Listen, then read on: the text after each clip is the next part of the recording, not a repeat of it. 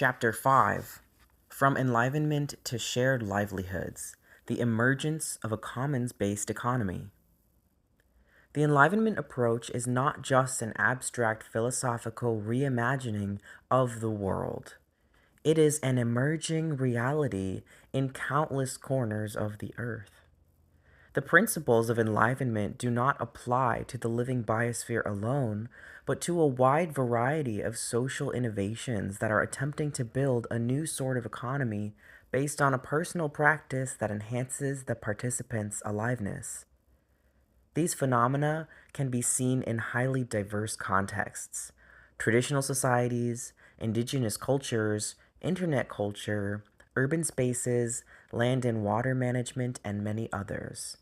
Self-organized communities of people are bypassing the neo-Darwinian/neoliberal model by inventing their own novel forms of self-provisioning and governance. It should not be surprising that this highly eclectic, uncoordinated social transformation is emerging mostly from the fringes of the mainstream economy. It amounts to a real-time reinvention of economics and governance by living communities of practice. Theory is still trying to catch up with the phenomena, but it is clear enough that the commons-based initiatives are enacting the principles of enlivenment with varying degrees of self-awareness.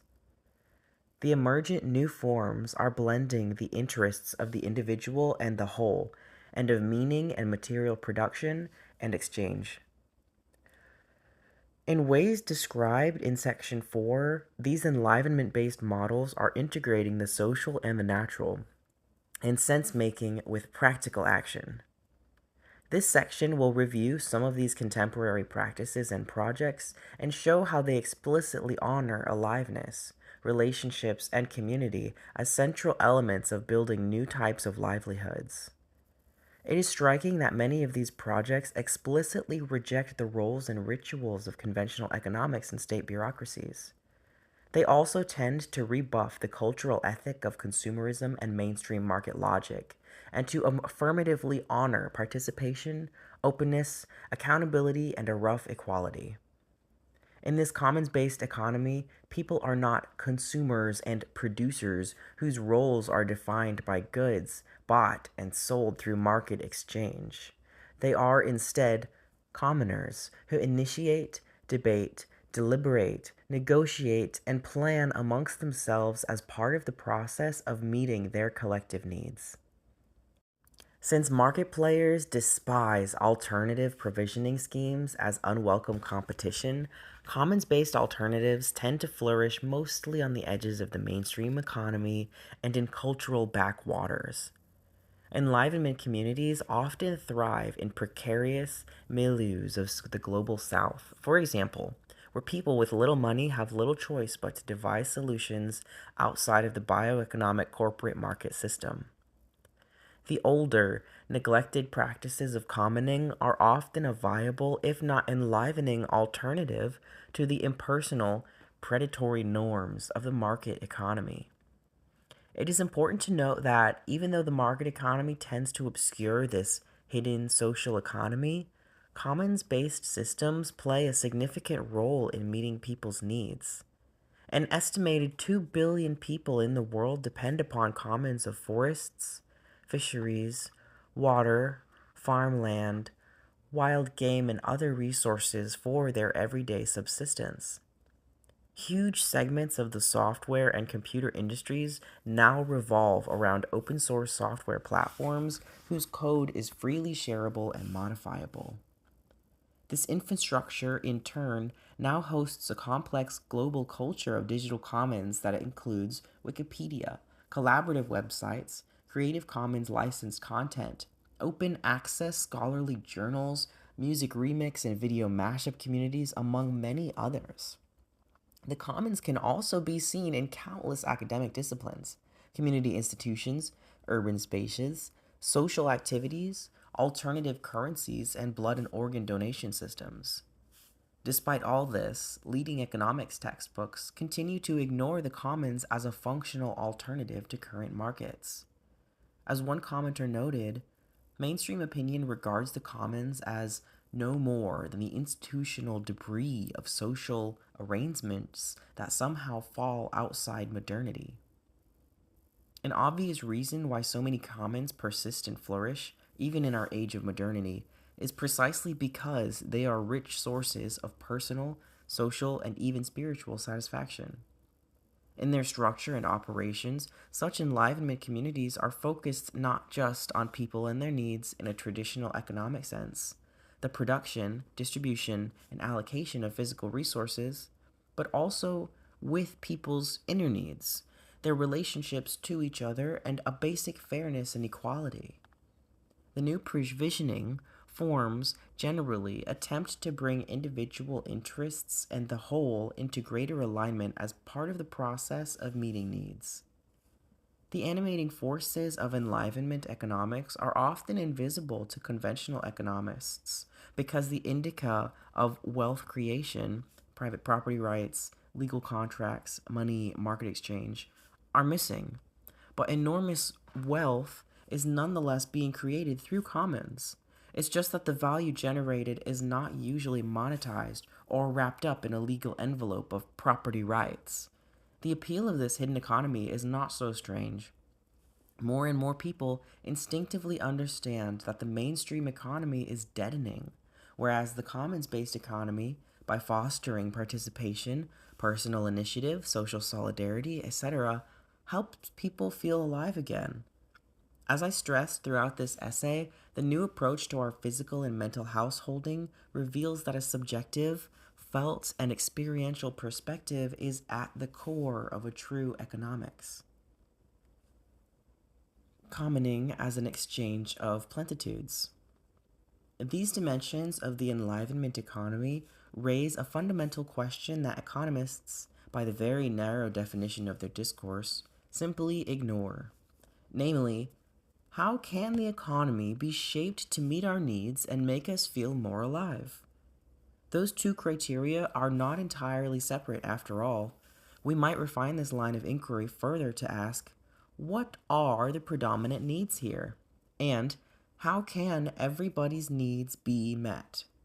As you can easily see, such questions reflecting an enlivenment perspective bring us deeply in the realm of the commons, or more accurately, commoning, the everyday practice of managing a commons. Commoning is an attempt to redefine our very understanding of the economy, which respectable opinion regards as a complicated machine driven by human automations, Homo economicus, and requiring constant oversight and correction by an anointed priesthood, economists.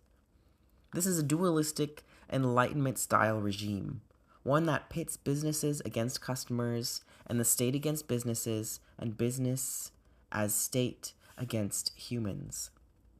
This sort of economy valorizes rationality over subjectivity, material wealth over human fulfillment, and the system's abstract necessities, growth, capital accumulation, over human needs. The commons shatters these dualism.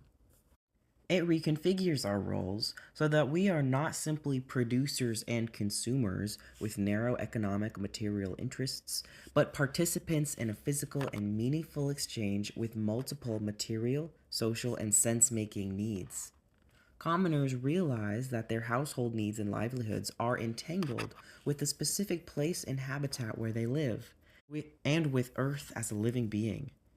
They realize that their physical needs, hunger, thirst, health, are entangled with their search for existential meaning, a good life, joy, meaning. Finally, they realize that commoning as an alternative system for meeting needs is about a constant enactment and redefinition of a multitude of relationships, both material, metabolic, and psychological, symbolic. An economic structure is alive only if all of these dimensions are satisfied. This happens to approximate the principles of the commons in which our social and personal needs amalgamate with ecological complexities, a kind of integrated biospheric householding. Some examples help illustrate these ideas. When villagers in India share seeds and use traditional farming practices, they are integrating their needs for food with the natural cycles and features of the local ecosystem. This stands in stark contrast to a farming economy that looks to global prices, genetically engineered seeds, chemical pesticides and fertilizers, and monocrops, all of which are designed to monetize agricultural production and maximize returns to capital. The latter economic system appears to be highly rational in trying to organize structural efficiencies and so forth, but it is highly deadening because it essentially turns individuals into mindless servants of a global economic machine. The system eliminates spaces for human agency and the meaning of embodied personal and social needs, the vernacular spaces in which humans can devise their own rules, express their own values, and negotiate preferred structures for meeting particular needs. One of the great underreported scandals of our time is how Western corporations have brought industrialized farming methods to rural India. More and more farmers fell into deep debt as they became dependent upon proprietary seeds, volatile global markets, and corporate farming methods, among other factors. The result has been an epidemic of nearly 200,000 farmers' suicides in India since 1997. Maybe this is the reason that commenting practices have attracted so much interest lately. They provide a direct and personal counter experience to the inner emptiness that the prevailing bioeconomic model systematically produces. The Newtonian dualist bioeconomy has little room for local variation, custom, tradition, and ethical principles, all of which are irrelevant and extrinsic in a strict economic sense. In this way, the normal functioning of the economy strips away the very sense of meaning, belonging, and interpersonal commitments that define us as convivial, alive organisms. Redefining wealth as enlivenment, the life center model. In most regions of the world, corporate and national interests converge and both reflexively seek to maximize economic advantages by eliminating those things that stand in their way. Economic development is taken as equivalent to human development, but in most cases, the economic gains accrue to a small elite of investors, and any human development is a secondary and transient byproduct. In the meantime, the many things that generate a sense of life and personal integration, smaller scale enterprise, community traditions and stability, environmental beauty, social exchange and belonging, are swept aside. The point of commenting projects and the policies that support them is to restore enlivenment to the center of any economic activity. An economically sound project must also be an enlivening project. This means that it must try to reflect the shared interests of all and honor deeper human needs and the integrity of the natural surroundings. The nations of Ecuador and Bolivia have tried to move in this direction by adopting provisions in their constitutions to protect buen vivir. As Bolivian writer Gustavo Soto Santiesteban explains, this concept, derived from the traditions of indigenous peoples, is aimed at making visible and expressible aspects of reality that are ignored by the dominant paradigm.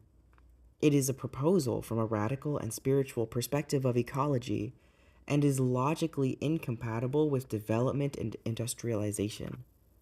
Soto said that buen vivir implies several meanings manifested in community life. The fact of animals, persons, and crops living together, living with Pachamama, Mother Earth, the water, the mountains, the biosphere, and finally, living together with the community of ancestors, Wa'aka.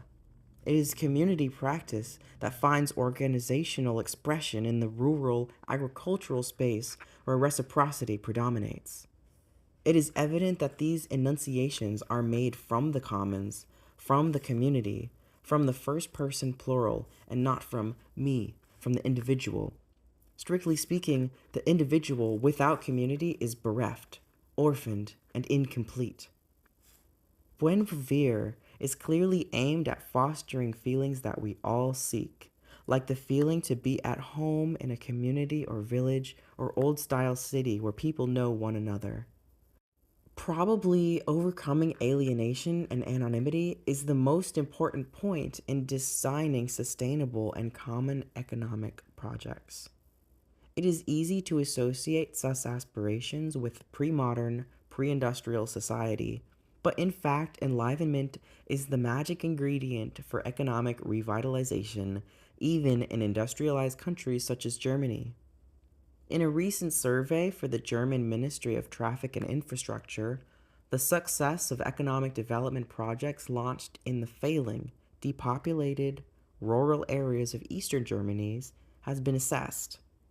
It turned out that the only truly flourishing projects could be those that gave participants close personal connections with their communities and a sense of personal satisfaction. Economic turnaround required policies that foster enlivenment. The two are synergistic. The report to the German ministry concluded that any successful economic revitalization project must build on the natural assets of the surrounding while protecting their value, build community by fostering social encounters, organizing traffic, and encouraging day-to-day livelihoods, promote bottom-up participation and innovation. Professor Elinor Ostrom, who won the Nobel Prize in Economics in 2009 for her decades of theorizing and fieldwork study of commons, had investigated how lobstermen in coastal Maine, communal landholders in Ethiopia, rubber tappers in the Amazon, and fishers in the Philippines could manage their shared resources sustainably without overexploiting them. She found that assuring maximal freedom on a local stage is a critical factor. Policymakers must not only give actors the opportunity to connect with one another and with their local environment, but give them the freedom to be creative and responsible. We can express this empirical finding in terms of the Enlivenment paradigm and its more specific maxims of 1. General principles but local rules, and 2. Interbeing, a balance of individuality and the whole, as discussed in the last section. Local freedom is necessary to grant cohesion to the encompassing whole. This local freedom is also one of the most cited advantages of markets, the unleashing of decentralized energies. But this trait is more often than not thwarted by the structural concentration of markets, in which large corporations and market oligopolies stifle local market participation and innovation, a fact that has been proven many times. Large market players make it their business to erect as many barriers to competition as may be legally permitted. In any case, markets are designed to maximize private gain and to externalize costs, or displace them onto other people and the environment as much as possible. By contrast, commons are under no compulsion to maximize economic output or private gains. With no structural imperative to be acquisitive or greedy, and every incentive to keep their local ecosystem sustainable and clean, commoners are more likely to be willing to support and advise fellow commoners. The barefoot economy as a model of enlivenment. Unlike market economics, commoning is not only about producing and distributing resources, but about constructing meaningful relationships to a place, to the earth, and to one another. This is the hidden leverage power of commoning. Economists are not likely to see or understand these invisible forces because their vector of analysis is rational, game theory, and workings of egoistic machines and selfish genes. The social, moral, and spiritual worlds of human existence have no real standing in standard economics. Yet these forces are precisely what bind together a commons, enabling it to function as a provisioning paradigm that is durable, effective, socially satisfying, and ecologically constructive. For Donella Meadows, who spent her late life researching how to identify and define hidden leverage points for influencing systems that seem impervious to change, these feelings of enlivenment would be an overlooked but profoundly influential trigger for real change. Economic thinking in the existing paradigm is not likely to generate sustainable solutions, because it is reluctant to recognize any meaningful role for self-organized human purpose and meaning in socio-economical decision-making. The purpose is always the same and always known in advance: unfettered economic growth. Therefore, even those who are desperately looking for change will typically overlook entirely feasible solutions and fail to catalyze systemic change because they are locked into a stunted worldview. Real solutions will not emerge unless actors first reframe their vision in a different paradigm. Enlivenment can serve as such a lever for change because it opens the door for commoners to do something completely crazy. That is, undertake a plan that is wholly unauthorized by a central, expert driven model, but that, nevertheless, makes absolute sense in human terms to real people on the ground who reap immense personal satisfactions from honoring their intuitions, feelings, and first hand knowledge. This was precisely the origins of free software and open source software in the 1990s. Programmers began to identify and solve coding problems that software companies had rejected as too trivial, ambitious, or simply unlikely to make money. Businesses must generally make serious investments and anticipate large returns before they can provide certain goods and services, and so risky and speculative endeavors are avoided. But hackers, operating as communities of shared practice, could work on all sorts of important challenges that were deemed below the threshold of rational market action. They could freely scratch their itch, as the hacker saying went, and trigger a whole cascade of socially driven collaboration, resulting in useful software programs. No one functions as a producer or consumer, and the resulting program is not a product. Everyone acts as stewards of the resource, and even the resource itself is more an element of the community than a separate, objective other. This fits in among the Enlivenment principles. The borders of resource, system, and consumers are blurred. There is only one encompassing commons which unfolds through the initiatives of a host of materially embodied actors. This is particularly true for our participation in the abundance of nature. The same dynamic can be seen in countless commoners who engage with their nearby rivers, fisheries, wild game, forests, farmlands, and other resources. Their relationship is one of stewardship and meaning. The poet-farmer Wendell Berry contrasts this ethos with that market of culture, saying, "We know enough of our own history by now to be aware that people exploit what they have merely concluded to be of value, but they defend what they love." Cultivating relationships with the more than human and with each other starts to create, as if out of thin air, new and mysterious leverage points for transforming systems in sustainable directions. But none of this is possible unless we can learn to rely on our embodied feelings as organisms and honor human communion with other humans. It turns out that really sustainable projects, sustainable in the long term, are always projects that satisfy the participants in a multidimensional way. They are projects that satisfy a richer scope of human needs that lie beyond the material, utilitarian self-interests of Homo economicus. We can get a deeper understanding of this idea by looking at the matrix of human needs conceived by Chilean economist Manfred Max Neef as a pivotal argument in the concept of his barefoot economics. Max Neef's goal was to design economic models that could care for the real needs for the poor of the global south, who obviously do not profit from corporate capitalism. This work amounts to a novel establishment of a first-person science, or in this case, a first-person economy, because it identified embodied human needs that can be objectified and put into a useful relationship with one another. Max Neef's goal was to insert and integrate human needs into an economic theory much as the Commons does so in non-economic terms.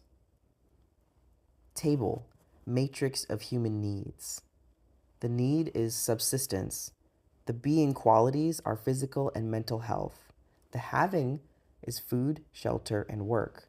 The doing is fed, cloth, rest, work.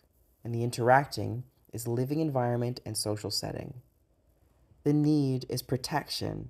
The being qualities are care, adaptability, and autonomy. The having things is social security, health system, and work. The doing actions is to cooperate, plan, take care of, and help. And the interacting settings is social environment or dwelling. The need is affection. The being qualities is respect, sense of humor, generosity, and sensuality. The having things is friendship, family, relationship with nature. The doing actions are share, take care of, make love, and express emotions.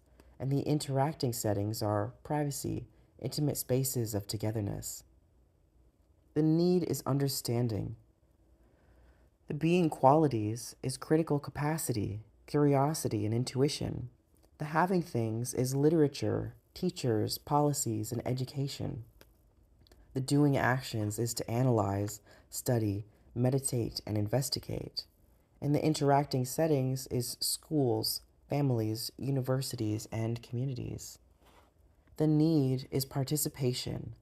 The being qualities are receptiveness, dedication, and sense of humor. The having things is responsibilities, duties, work, and rights. The doing actions is to cooperate, dissent, and express opinions. And the interacting settings are associations, parties, churches, and neighborhoods. The need is leisure. The being at quality is imagination, tranquility, and spontaneity. The having things is games, parties, and peace of mind. The doing actions is to daydream, remember, relax, and have fun. And the interacting settings are landscapes, intimate spaces, and places to be alone. The need is creation. The being qualities is imagination, boldness, inventiveness, and curiosity. The having things is abilities, skills, work, and techniques. The doing actions is to invent, build, design, work, compose, and interpret. And the interacting settings for creation are spaces for expression, workshops, and audiences. The need is identity. The quality of being is a sense of belonging, self esteem, and consistency. The having things is language, religions, work, customs, values, and norms. The doing actions is to get to know oneself, grow, and commit to oneself. And the interacting settings for identity is places one's belong to, everyday settings. The last need on the table is freedom. The being qualities of freedom are autonomy, passion, self esteem, and open mindedness. The having of freedom is equal rights. The doing actions are dissent, choose, run risks, and develop awareness. And the setting interacting with freedom is anywhere. The end of the table. Max Neef's matrix of human needs is explicitly intended as a basic economic theory. His brilliant insight was to take economics at its word. It claims to be the science of allocation and distribution in order to satisfy human needs. So, what are those needs? Max Neef's framework of the economy clarifies that the range of our needs is much broader and richer than that set forth by bioeconomics, which explicitly eschews any substantive assessment of needs and collapses it into a single metric, utility.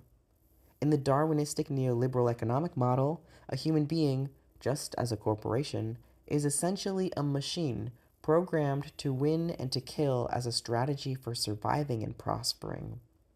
Max Neef's idea of the barefoot economy introduces into economic reasoning new empirical dimensions of need, meaning, and feeling in a non trivial and non esoteric way. These analytic categories make legible some actual dimensions of human need that should influence our understanding of the emerging commons-based economy. Urban gardening and the pattern language of the commons. A fashionable example of realizing objective benefits and at the same time experiencing subjective joy or coolness is the global urban gardening movement. Within the last decade or so, in major Western cities, a growing number of community gardens have arisen and started to become a non negligible factor in many neighborhoods. Urban gardens act as a focus of health, communication, and multi ethnic inclusion. They don't just cultivate high quality food, they cultivate a different urban ethos. The idea that the city is not owned by corporate developers and defined by cars, concrete walls, and administrative orders. The city belongs to everybody. Community gardens provide a real, physical space for people to realize new identities and to assert a modicum of autonomy over their lives and their food through cooperation and sharing. Once again, this ethic can only arise through subjects having experiences and in turn generates knowledge forged by practice. Urban gardening is about making a livelihood, but at the same time about learning the gesture of the living and the pattern that connects, as Gregory Bateson puts it, because it is the way we communicate with ourselves, with other humans, and with anything alive. Commons philosopher David Boyer states, more people are starting to realize that public spaces like parks, community gardens, farmers markets, and festivals are also important to the economic and social health of a community. There is a dawning awareness that commons-based infrastructures like wireless internet access is a great way to use a public resource, the airwaves, to help people connect with each other. The emerging commons sector provides benefits that corporations can't provide, such as healthy ecosystems, economic security, stronger communities, and a participatory culture.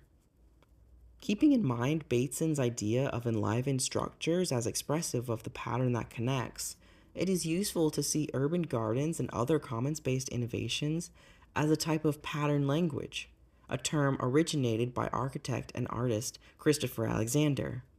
His basic idea is that living reality always follows a pattern language, expressive of embodied existential needs that cluster in centers of life. Anything that enhances aliveness is organized into meaningful patterns that we can readily discern and that offer satisfaction for us, for the simple reason that we are also alive. Interestingly, this is also a fundamental principle in the arts and in nature itself. Alexander goes on to propose that any design that has living meaning, from architecture to political structure to urban design, should try to identify and embody the language of existential aesthetic patterns. These patterns emerge as living beings experiment and consolidate their knowledge about what works and what doesn't, what is pleasing and enlivening and what isn't. The world is shot through with pattern languages that embody and express the sensual commons of the world, Alexander suggests. He more or less compiles a list of hidden principles of the commons, proposing, for example, that we organize the planet as a commonwealth of independent regions. As the economic researcher and activist Franz Nahrada observes, the identification of patterns for meaningful aliveness dissolves the separation of practice and theory because the theoretical plan must always be lived and felt to be understood as relevant. Commoning exchanges are not meant to be fully theorizable because much of their functioning comes from the contagious energy and feeling of one's own aliveness as it is being experienced and practiced. This is fully in line with my proposal to develop a first-person science that embraces both empirical subjectivity and poetic objectivity as described previously. The idea that commoning follows certain patterns of enlivening entanglement among human agents and their habitat, while fulfilling material and inner needs of both, is the heart of embodied enlivenment discussed in Section 3. meeting needs, building community, experiencing aesthetic pleasure and joy, they are all combined in a single paradigm of commoning. One might say that commons are universal building blocks that can be used as centers of aliveness. Biospheric householding and the play of life. These examples show that the shift from a neo-Darwinian / neoliberal economy to a world of biospheric householding is not a utopian dream. It is happening now. It is the subject of a burgeoning academic literature and activist initiatives and policy proposals. The common goal of so many of these efforts is to design human exchange circles that entail new, more fully human ways for people to relate to one another and to the more than human world. The goal is to foster more hospitable contexts for human sense-making so that humans can become productive participants in the nourishing cycles of the biosphere, and not mere bystanders or exploiters of it, i.e., producers and consumers. Being an active participant in the biosphere does not mean to obey all its laws, but to enact freedom within the constraints of existential and ecological necessity. For the German philosopher and poet Friedrich Schiller, the paradox of equally fulfilling our need to belong and our need to be autonomous is the culmination point of culture. In his concept of aesthetic education, Schiller expressed his conviction that a negotiation of these paradoxes was necessary to live a true and meaningful life, a life that fulfills its potential and at the same time reveals the aliveness of the larger whole, and in this sense is aesthetic or poetic. To find a reconciliation to this paradox, Schiller did not choose the solution that Hegel, and in his wake, Marx and Engels, opted for a little later in history, to dissolve the contradictions in a higher synthesis. Hegel and his followers aspired to actualize a supposed world spirit, and by this achieve a classless society, whereby any failures to do so or any human suffering could always be blamed on failing to get the dialectics right. Schiller, however, decided to stick close to the practice of the living, and in particular to the profound lessons learned in early childhood. For Schiller, the entanglement of individual autonomy and larger necessity could only momentarily be fulfilled through play. Play unfolds from a person's free choice about how to do what is necessary, and this opens up new possibilities in the process. We are fully human only in play, Schiller believed. We are natural only in play, one might add. It is not entirely fanciful to suggest that the practice of an enlivened economy amounts to nothing less than the practice of a rich and playful life. That vision, the deep attraction and satisfaction of serious play, may be the most potent, imaginative force for helping us deal with the realities of our time. In this sense, the wisdom offered by transition movement founder Rob Hopkins seems entirely applicable to the poetic practice of enlivenment. If it's not fun, you're not doing it right.